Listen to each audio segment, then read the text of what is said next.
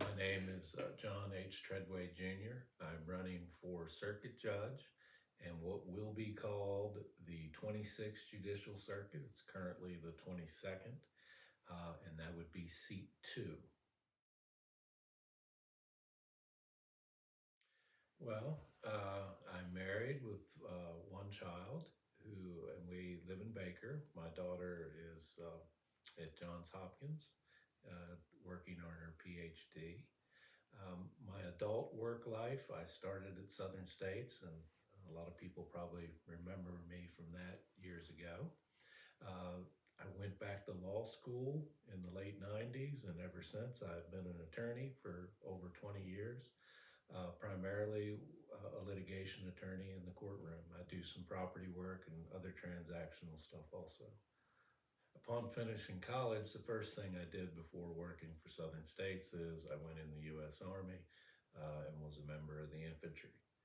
Then, as I said earlier, I went to Southern States and then law school after that. I'm also your mental hygiene commissioner in this area, meaning I'm a part-time judge that hears cases, what we call guardianship, conservator cases, if someone doesn't have uh, their estate in order and they've become incompetent for some reason, maybe a dementia, unfortunately a car wreck or something like that, or a person turns 18 that has an intellectual disability. So I'll set up who is their guardian and who the conservator is. And through the mental hygiene system, I used to be your drug court judge for this circuit for several years.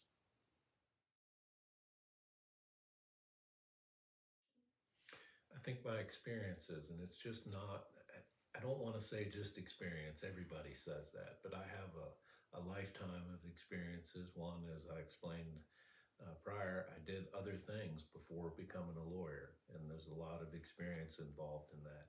I was in the military, I learned discipline, I grew up on a farm, I have over 20 years of litigation experience, and since 2006, I've been a part-time judge as your mental hygiene commissioner in this circuit. I think the first thing, and it's really what I'm running on, is to make sure that the courts are fair to everyone for the litigants. In other words, if you're the defendant, if you're the victim, if you're the plaintiff in a civil case or the defendant in a civil case, if you're the state prosecuting a case, everyone should be treated fairly and a fundamental fairness. That's my first goal, is to make sure that is what happens. The other thing is, I want everyone to know that we need to have a one-tier system of justice that is key to fairness. I call it equal justice for all, if people have seen my signs, but that's what I'm talking about, is one system or one tier of justice for everyone, no matter who you are.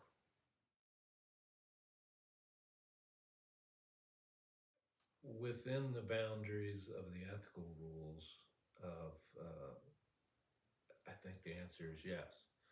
And I think that's basically done through uh, through the job itself. For instance, um, I think everyone knows there's a tremendous amount of juvenile cases and what we call abuse and neglect cases where children are removed from the homes. And I wouldn't call it an advocate, because I don't believe under the rules it'd be the right word for a judge to be an advocate, but the judge has got to uphold the law, obviously. Can't take a political position, so I'm assuming the word advocate does not mean that in your context. Uh, but we must take care and make sure the children are taken care of and that the system works the best it can for the children. Um, there's other places it comes in. Uh, Again, I think it all goes back to running a court in a very fair manner, and everybody gets a fair shot. Nobody generally believes they're always going to leave the court happy. A fair shot doesn't mean that.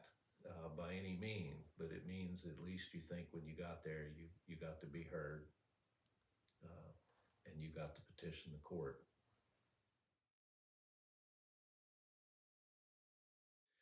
I think clearly it's drugs and all the different crimes that happen because of drugs.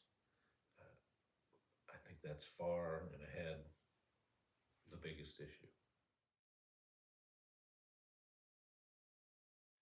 I think they're extremely useful. The drug court here has one of the best success rates in the state.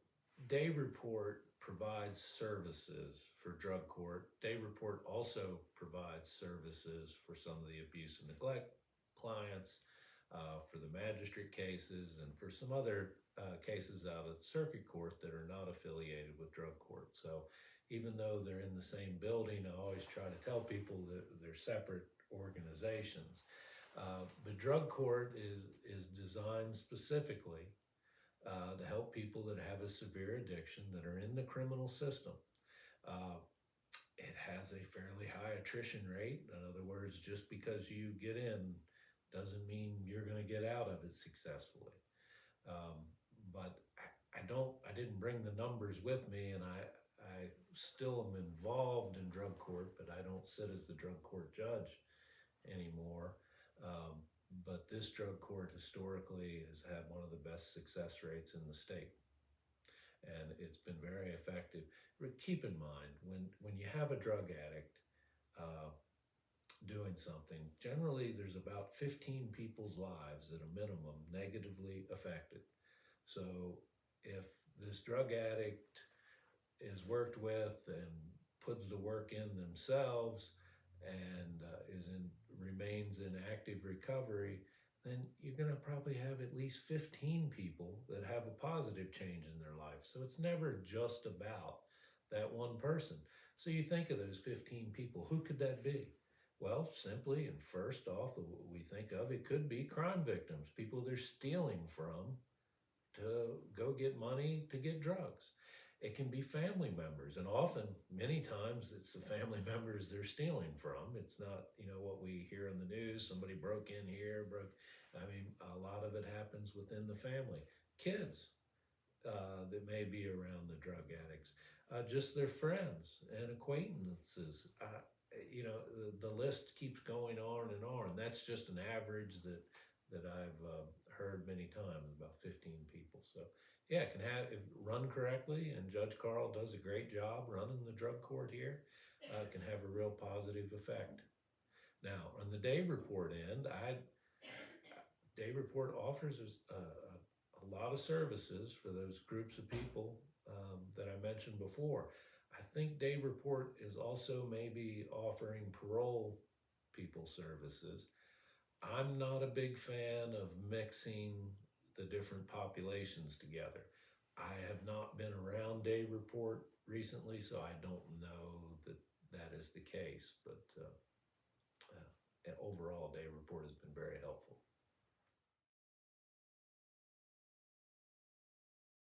I think the hardest part, and I have a little bit of experience from drug court, when I had to assign people to go to jail. But, sending somebody away to prison, I think would be hard. Um, I've had to do it in drug court. I mean, it's necessary to do. Um, and I don't know that that's the actual hardest. I think I've seen some of the hardest in these abuse and neglect cases, is seeing these kids and seeing what has happened to them. It's just a part we're all human, no matter what position we hold as far as a job. We see the same things, and we see what happens to some of these kids, and I think, and I've seen that unfortunately for over 20 years, and that's unfortunately not going to be any different.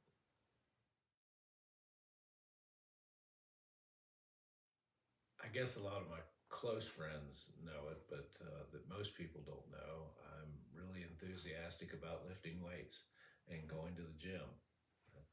That's one thing.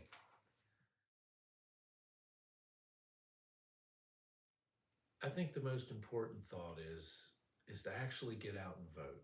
I know that may sound elementary or simple, but for the race that I'm involved in, along with the magistrate races, uh, this race will be decided in the primary. And primaries historically have a low turnout, so it really is important to come pick your judges in the primary, just like school boards are in the primary. But research your candidates. Be thoughtful when you vote. And I'm not just talking about the office I'm running for. Voting is one of the single most important things that we can do as an American citizen. It helps decide our future.